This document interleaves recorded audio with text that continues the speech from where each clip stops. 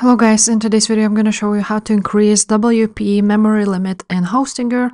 And to do this, you of course need to log into your Hostinger, and after that you want to go to your websites, and right here you want to click on the website you want to edit. So you're going to click manage, and after you are on this page you're going to click file manager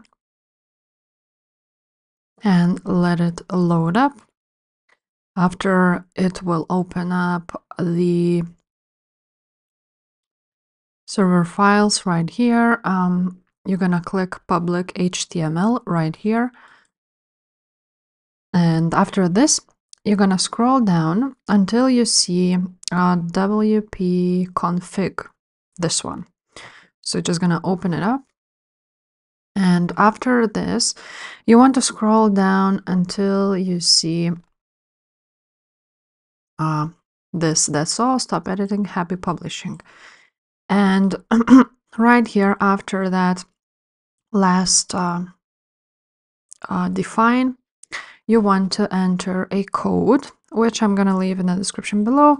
So this is the code, so it's BP memory limit, and you're going to copy this. You're going to go back, you're going to enter and do this.